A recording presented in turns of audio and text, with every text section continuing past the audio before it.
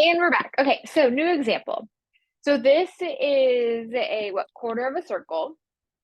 So we have the region bounded by the function f of x equals the square root of 4 minus x. So again, if we're solving, I know it's a circle. Obviously, we see that from the picture, but a circle equation is x squared plus y squared equaling r squared. So this says that y squared equals r squared minus x squared. So y is the square root of r squared minus x squared. So if r squared equals 4, r equals 2, which is how we know 2 to 2 is our radius. We have a center at 0, 0. But that's just extra. That's actually setting us up for what we're going to do on Wednesday. Because Wednesday, we will determine how to solve this by using geometry. Okay, basically, it's you just find the area of the circle and you divide by 4 because this is a fourth of a circle. Surprise! But we'll talk more on Wednesday. So here, we're still going to use rectangles.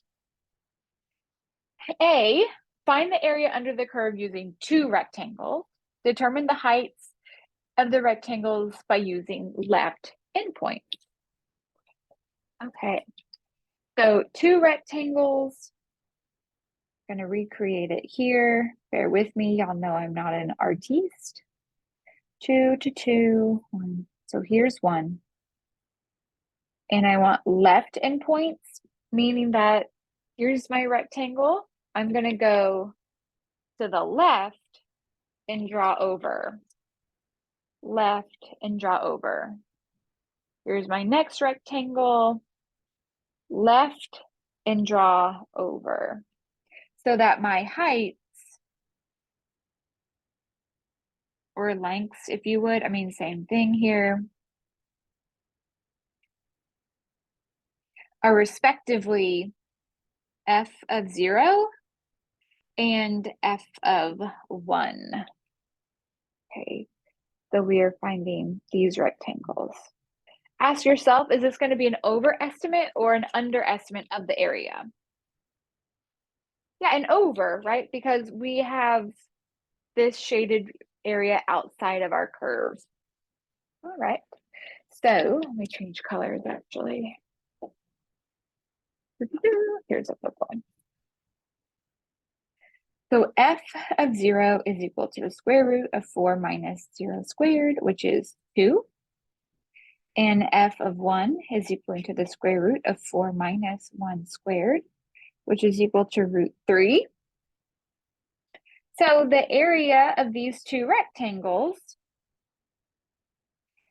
area of these rectangles is equal to 1 times 2 for the first rectangle, width of 1, height of 2, plus 1 times root 3, width and height, which is 2 plus root 3.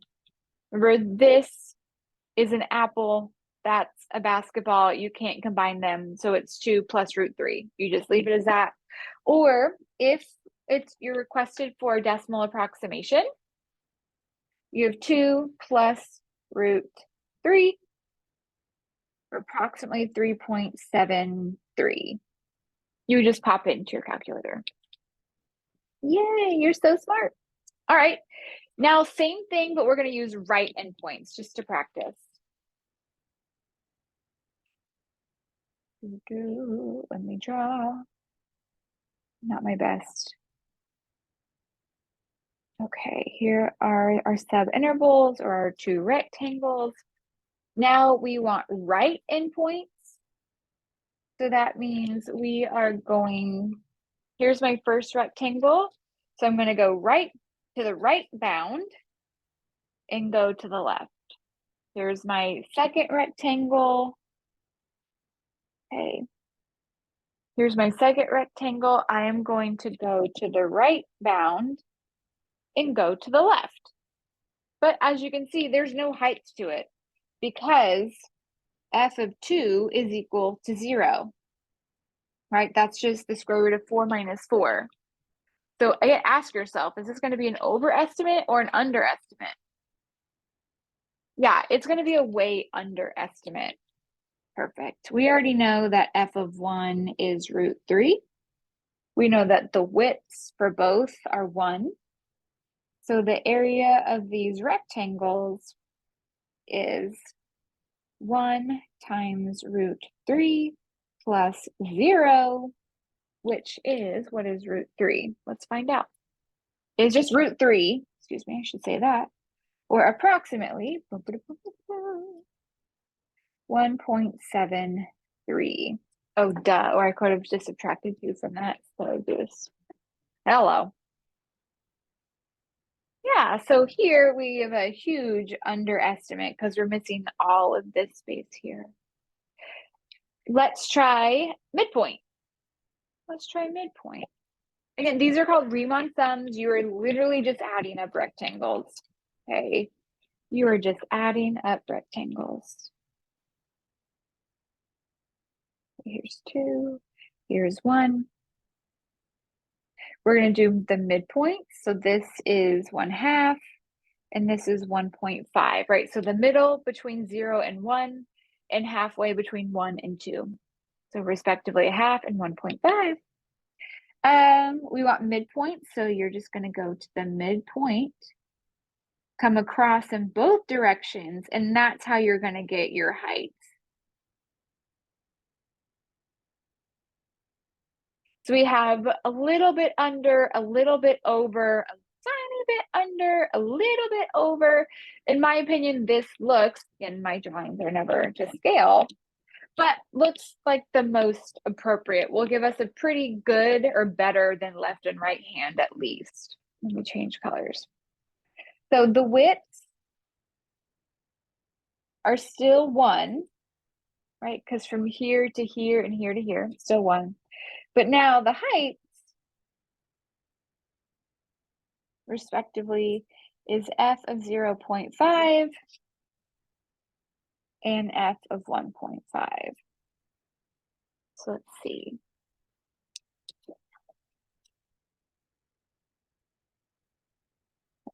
We'll see 4 minus 1.5 squared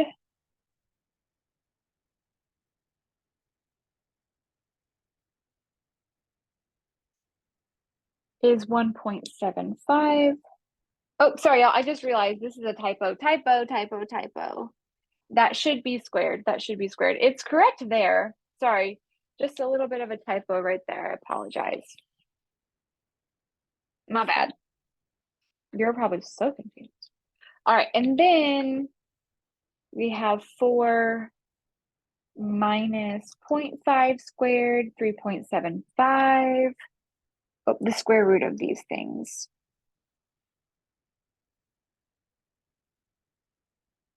Square root of these things. Oops, sorry. So the area of these rectangles is 1 times the square root of 3.75 plus 1 times the square root of 1.75. And we'll just go with the decimal approximation because otherwise it's just the sum of these two. Square root of 3.75 plus the square root of 1.75, approximately 3.2, we'll say 6. Ta-da! Which is pretty darn close to what we got using left rectangles. So we're on the right path. We're getting closer. Okay, one more and then we're calling it a day.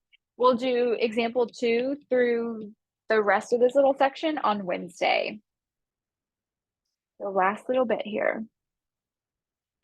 We can refine the process by using more rectangles. Obviously, the more rectangles, the more precise we will be. So we're going to do left endpoints, but with 4 rectangles. Let me draw my semicircle. So that's 2, here's 2, here's 1.5, and then 1.5. So here are our rectangles, 1, 2, 3, 4 rectangles. We want left endpoints, so we're going to start at 0 and go over. Now let me change colors. So over, over, over, and over. So this looks like an over or underestimate. An overestimate, yeah. So the widths for all of them are 0.5. The heights or lengths, respectively, will be f of 0, f of 0.5, f of 1, and f of 1.5. We know that f of 0 is 2. We know that f of 1 is root 3. We just found out from a hot second ago, f of 0.5 is the square root of 3.75. 1.5 is 1.75 square rooted. Perfect. And again, we got this just by taking 1.5 and putting it into the equation. And then 0.5, right? All the numbers. Okie dokie. So now the area of all these rectangles is 0.5 times the sum of all of these things, all of these numbers. So ideally, we know it should be a number between 3.75 and 3.26, right? Because we are now adding in more rectangles, but it's still going to be a tiny bit of an overestimate because again, we have some of this outsided region included. Alrighty. So 2 plus square root 3.75 plus root 3 plus the square root of 1.75. Yep. Now multiply that by 0.5. So about, let's say 3.5. Nice. Perfect. And again, it would technically be units squared. We don't know what the units are. And it's what we suspected. So 3.5, gosh, almost smack dab in the middle, but not exact. It's still an overestimate, right? We knew it was going to be between 3.73 and the 3.26. Awesome. Okay, that's it, y'all. Have a great day, and I will see you next class.